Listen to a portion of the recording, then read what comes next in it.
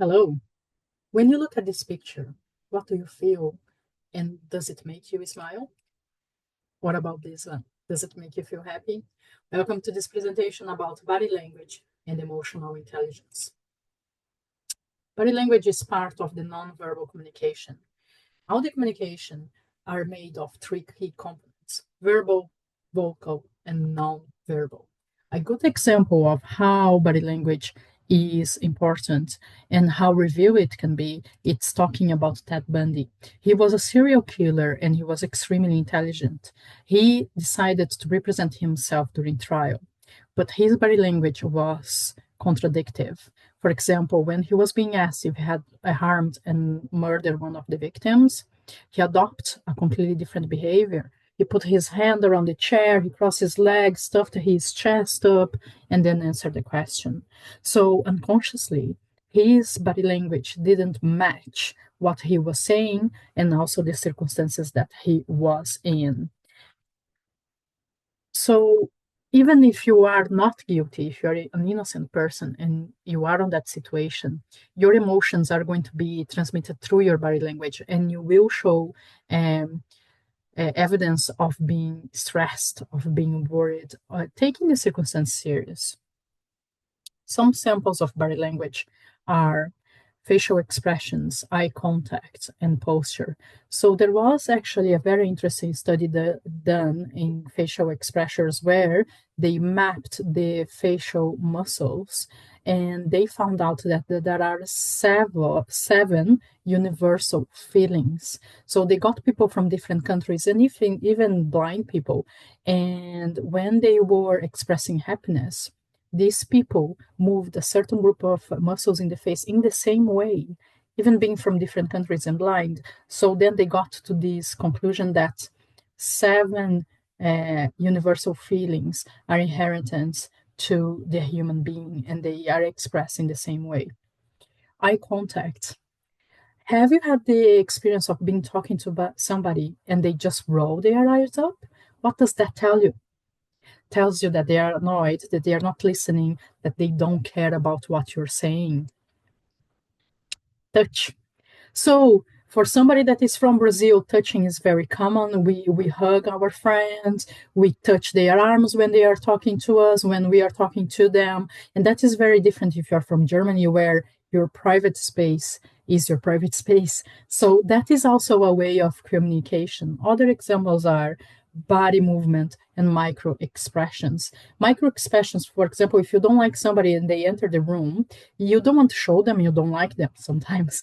But it's normal for you to raise an eyebrow for a split second. And that is what a micro expression is just showing your emotions through your expressions. And that brings us to emotional intelligence. So, emotional intelligence is the ability to monitor your own and other people's emotions and to discriminate between different emotions and label them appropriately. Some people say that emotional intelligence is a moral compass. And the more you learn how to read them and how to deal with them, yours and others' emotional intelligence, the more you become a better leader and a better person. Daniel Goleman said that there was 5 components of emotional intelligence, and I'm actually going to talk about them using Mahatma Gandhi sayings. He was a great leader and he has inspired millions to follow his sayings. So, for example, freedom and slavery are mental states. So, that to me is self awareness. You recognize, you understand your feelings, your moods, and your emotions. There is no path to peace. Peace is the path. Each one has to find his own peace within. That's self regulation, the ability to control impulses and think before you speak. Next one is internal motivation. Try to achieve your goals even if you fail. Forgive yourself and try again. When confronted with an opponent, conquer with love, empathy. I understand where they're coming from, understand why they feel the way they feel, and adapt your behavior to it.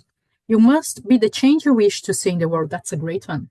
And that is social skills. So you must adapt yourself to the others around you and to learn how to understand their feelings. And by that, you can blend in and you can build your team.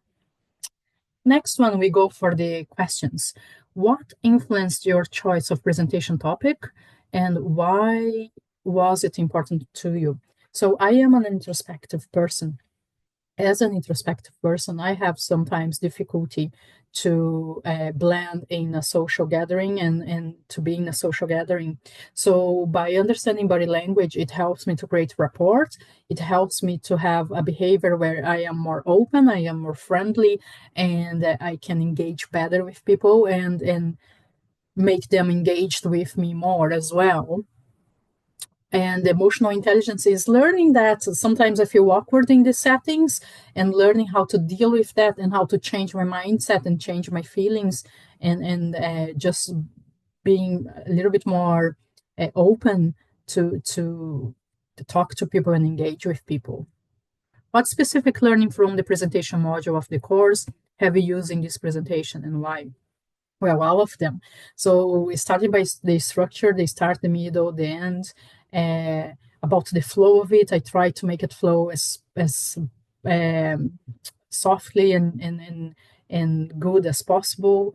I also thought about the content. I had changed my slide multiple times to make it better, to make it more concise, to kind of short the amount of wording I was using. I also used the images, so that was an interesting one because I was thinking about who was I going to present to, and I was trying to make it relatable. I was trying to make it interesting, and by the images, I have Mr. Beam, I have a serial killer, Ted Bundy, and Mahatma Gandhi. So I was trying to make people look at it and think, "Oh, I'm curious now. This is interesting. What is she going to be talking about on this slide?" So that was the idea to try to catch people's attention. With the images. And I believe that's all. All right. Thanks for the classes. The course was amazing. And thank you for listening to this presentation.